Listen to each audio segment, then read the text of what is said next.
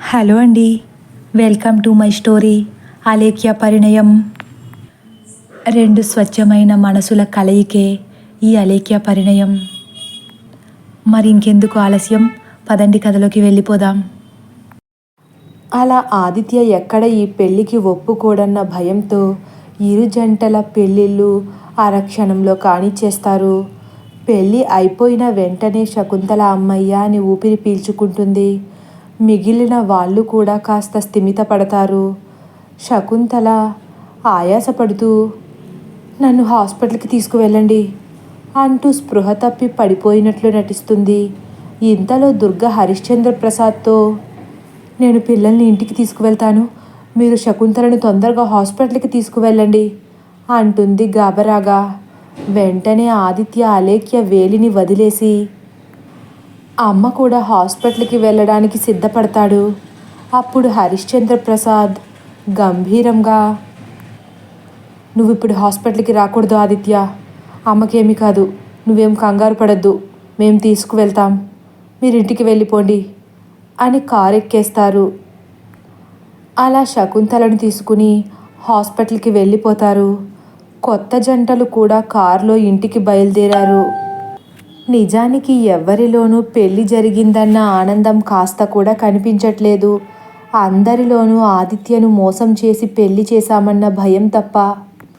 ఆర్తి అరుణ్లకైతే పెళ్ళి ఇలా కూడా జరుగుతుందా అన్న సంశయంలోనే ఉన్నారు.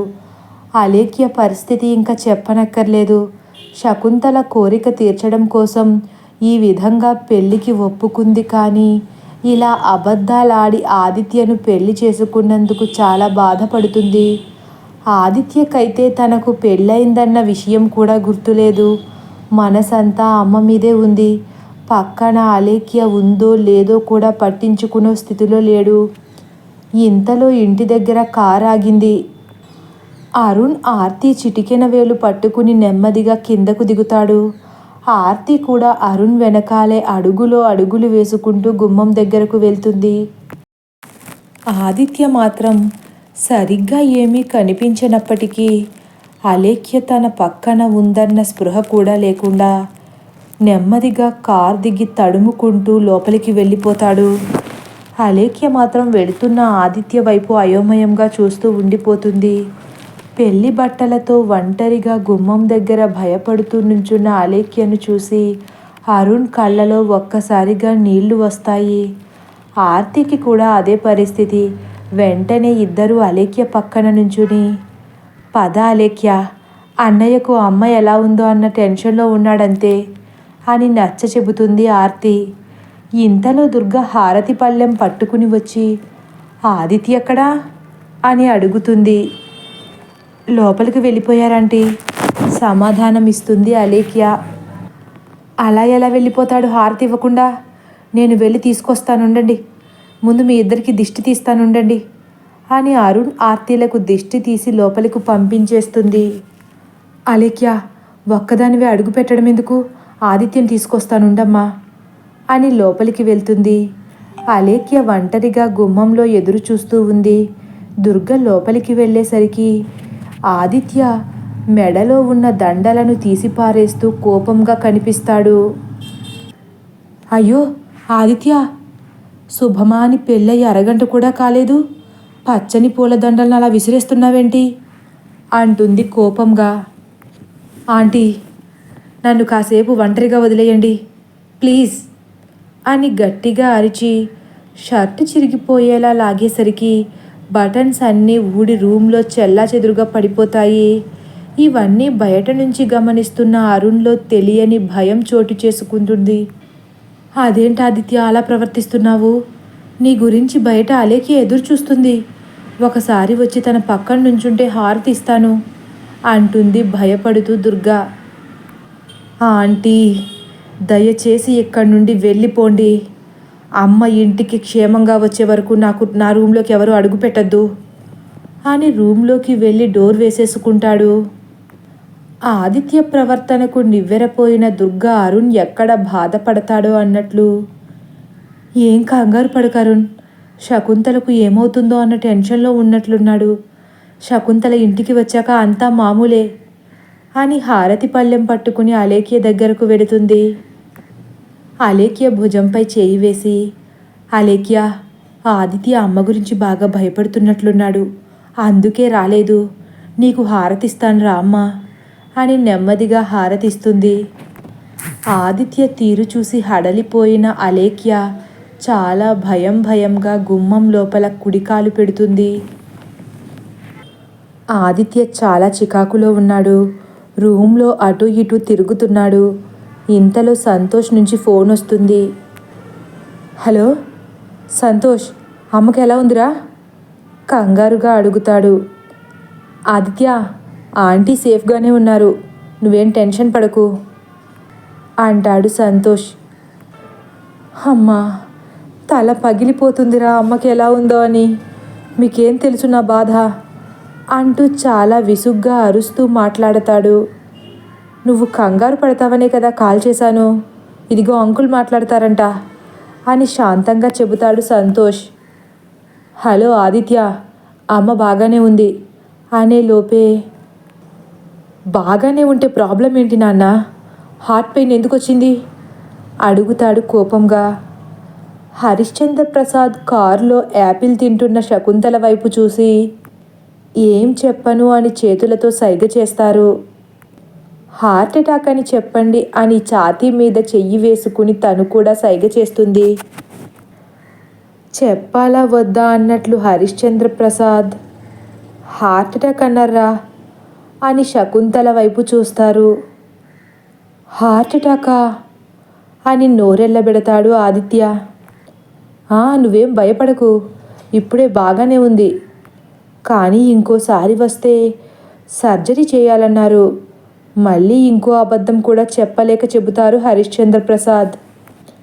అవునా, నేను ఇప్పుడే హాస్పిటల్కి బయలుదేరుతాను నాన్న, అమ్మని నేను ఇప్పుడే చూడాలి అనేసరికి, వద్దొద్దు మేమే వచ్చేస్తున్నాం, నీకు పెళ్ళయిందన్న సంతోషంలో అమ్మ తొందరగానే కోలుకుంది, మనం అమ్మకి ఇంకోసారి ఈ పరిస్థితి రాకుండా చూసుకుంటే చాలా ఆదిత్య అని తడబడతారు. హరిశ్చంద్ర ప్రసాద్ నోటి నుండి నీకు పెళ్ళైపోయిందన్న మాట రాగానే ఒక్కసారిగా ఆదిత్య షాక్ నుంచి తేరుకున్నట్లు, అవును నాకు పెళ్ళైపోయింది అని నెమ్మదిగా తనలో తానే అనుకుంటూ ఫోన్ కట్ చేసేస్తాడు. హలో ఆదిత్య, వినిపిస్తుందా? ఫోన్ పెట్టేశాడు అంటూ శకుంతల పరంధామయ్యల వైపు నిరాశగా చూస్తారు హరిశ్చంద్ర ప్రసాద్. ఇప్పుడు ఎలా మాట్లాడుతున్నాడు ఆదిత్య, బాగానే ఉన్నాడు కదా అంటుంది శకుంతల. ఏమో, ఇంటికి వెళ్తే గానీ ఏం చెప్పలేం.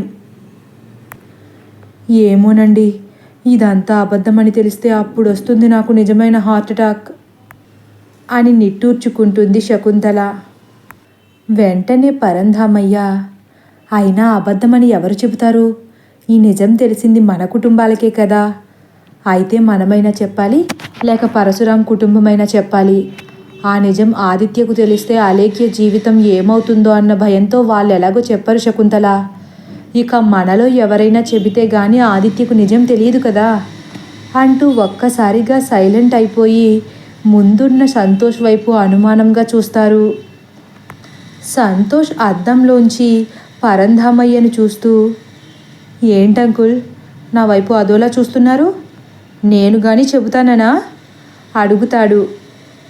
అలా అని కాదు, పొరపాటున ఎప్పుడు నోరు జారకు సంతోష్ అని గంభీరంగా అంటారు పరంధామయ్య. పర్లేదన్నయ్య, మనమైనా పొరపాటున చెబుతామేమో కానీ ఎట్టి పరిస్థితుల్లోనూ సంతోష్ నోరు జారడు, నాకు ఆ భయం లేదు, వాడికి ఆదిత్య అంటే అంత ఇష్టం అని శకుంతల సంతోష్ని చూస్తూ, అంతేగా సంతోష్ అని ధీమాగా మాట్లాడుతుంది. ఎప్పుడో ఎందుకు చెబుతానంటీ, ఇప్పుడు వెళ్ళిన వెంటనే నేను చేసే పని అదే కదా అని మనసులో వెటకారంగా నవ్వుకుంటూ అంటాడు. పైకి మాత్రం, అవునాంటీ, నేనెందుకు చెబుతాను, ఆదిత్య అలేఖ్యలు ఆనందంగా ఉండడమే కదా నాకు కావలసింది అంటాడు. అమ్మయ్య, బ్రతికించావు సంతోష్ అని నిట్టూర్చుకుంటారు పరంధామయ్య. ఇక 10 నిమిషాల్లో ఇంట్లో ఉంటాం అంటూ కార్ని వేగంగా నడుపుతున్నాడు సంతోష్. శకుంతల, ఇంటికి వెళ్ళాక నువ్వు ఆదిత్యకు పెళ్ళయిందన్న ఆనందంలో పేషెంట్ అన్న సంగతి మర్చిపోకు. అందరూ 2 రోజులు ఎవరి పాత్రల్లో వాళ్ళు జీవిస్తే ఆదిత్యకు అనుమానం రాదు అని సలహా ఇస్తారు. పరంధామయ్య సరే అన్నయ్య అని తల ఊపుతుంది శకుంతల. హరిశ్చంద్ర ప్రసాద్ వాళ్ళు ఇంటికి తిరిగి వచ్చేస్తున్నారని తెలుసుకున్న పరశురాం కుటుంబం కూడా పరంధామయ్య ఇంటికి వస్తారు. వచ్చి రావడమే రోహిణి అలేఖ్యా అంటూ ఆతురతగా లోపలికి అడుగు పెడుతుంది. ఆ మాటలు విన్న దుర్గా, అలేఖ్యా, అమ్మ వాళ్ళు వచ్చినట్లున్నారు. ఇందాక ఆదిత్య ప్రవర్తించిన తీరు గురించి వాళ్ళతో చెప్పకమ్మా, చాలా భయపడిపోతారు. ఆదిత్య చాలా మంచోడు, కాస్త ఓపిక పడితే తానే మారతాడు అని సర్ది చెప్పి బయటకు వెళ్తుంది. అలేఖ్య భయపడుతూ సరే అని తల ఊపుతుంది. రా రోహిణి, అలేఖ్య ఆర్తి ఈ గదిలో కూర్చుని కబుర్లు చెప్పుకుంటున్నారు. అరుణ్ అయితే పైన గదిలో ఉన్నాడు, నువ్వు కూడా రా అని అందర్నీ అలేఖ్య వాళ్ళ దగ్గరకు తీసుకువెళ్తుంది. సరిగ్గా అప్పుడే హరిశ్చంద్ర ప్రసాద్ వాళ్ళు కూడా వచ్చేస్తారు. శకుంతలను ఒక పేషెంట్లా లోపలికి చేయి పట్టుకుని నెమ్మదిగా నడిపించుకుంటూ తీసుకువస్తారు సంతోష్, హరిశ్చంద్ర ప్రసాద్లు.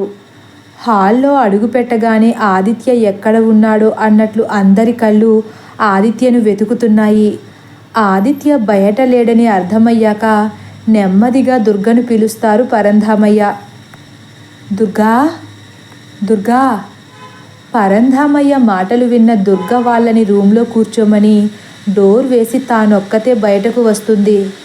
దుర్గ కూడా చాలా నెమ్మదిగా గుసగుసలాడుతూ ఇలా మాట్లాడుతుంది. మీ గురించి ఎదురు చూస్తున్నాను శకుంతల అంటుంది కంగారుగా. ఏ వదినా, ఆదిత్య ఎక్కడున్నాడు?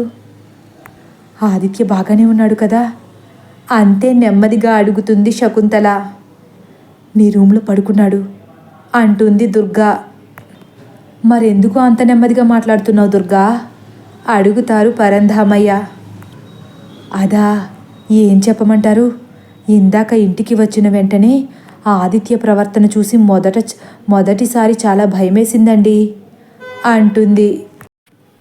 ఏ వదినా, అలేఖ్యని ఏమైనా అన్నాడా అని కంగారుగా అడుగుతుంది శకుంతల. జరిగిందంతా చెప్పుకొస్తుంది దుర్గా. ఒక్కసారిగా అలేఖ్యను తలుచుకుని అందరి కళ్ళలో నీళ్లు తిరిగేస్తాయి.